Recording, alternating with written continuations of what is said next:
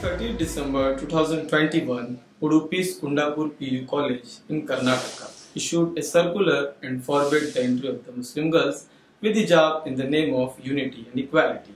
And later the Karnataka government took the decision to give authority to the institutions to decide whether hijab is permitted or not in their institutions.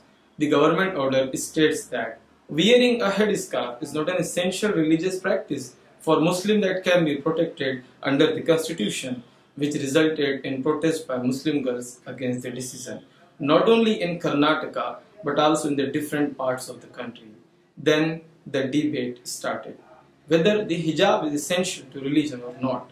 Is it a matter of freedom of religion and choice, or will it disturb equality, integrity and public order? The decision has been challenged in Karnataka High Court by Muslim girls on these grounds. Wearing a hijab is an expression protected under Article 19(1)(a) of the Constitution, which guarantees the right to freedom of speech and expression.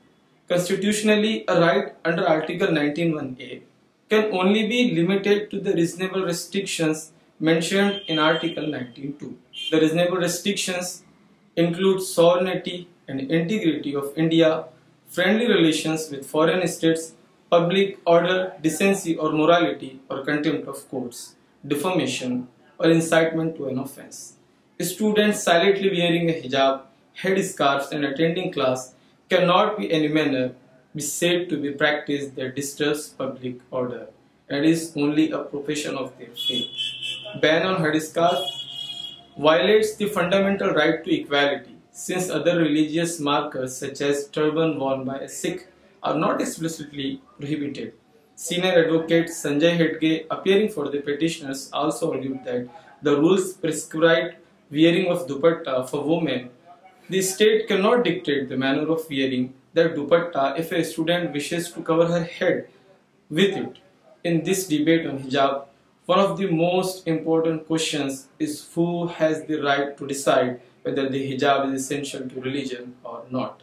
Whether the state can interfere with an individual's decision to wrap the headscarf, or court has the responsibility to decide it, or does it depend on the worshippers? We know that Article 25 of the Indian Constitution guarantees freedom of conscience, the right to practice religion. Also, Article 26b gives religious denominations the right to manage their own affairs in the matter of religion. Over the period, the courts have held that only the practices that are essential to religion will be protected under these provisions. Thus, courts are often called to test whether something is an essential religious practice or not. While there is no precise definition of what constitutes essential religious practice, courts have laid down some principles. The Supreme Court has held that the essential part of religion refers to the core beliefs upon which religion is founded. The test for essential religious practice is to see if the nature of the religion will be changed without that practice. The Supreme Court has said that if taking away that practice results in a fundamental change in the character of the religion, then that practice is an essential practice. Supreme Court has also said that the determination of what qualifies as essential has to be made according to its tenets, historical background and changed in evolved process. But the essential religious practice test developed by the Supreme Court has come under significant criticism.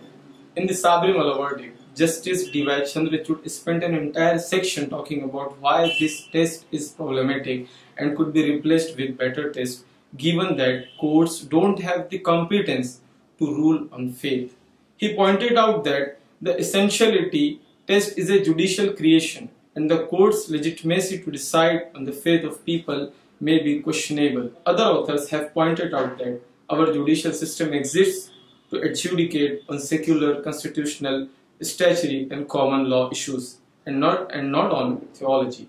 In 2018, Justice Indu Malhotra said, religious practices can't solely be tested on the basis of the right to equality. It's upon to the worshippers, not the court, to decide what religion's essential practice.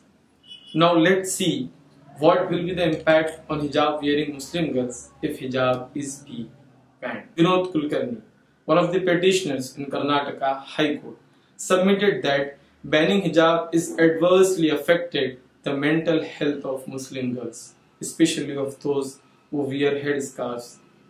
Apart from this, according to government reports and data, Muslim girls' enrollment in higher education is continuously growing, and especially in the last 5 years. And Karnataka is among the top states. The hijab ban decision will likely see many Muslim girls dropping out from the education institutes. The Indian government has been continuously emphasizing women's empowerment in terms of Beti Padhao, Beti Bachao. This will go entirely against this policy and will ultimately harm the entire country. Hearing continues in the court. All eyes are on Karnataka High Court, which will finally deliver its verdict on March 5th.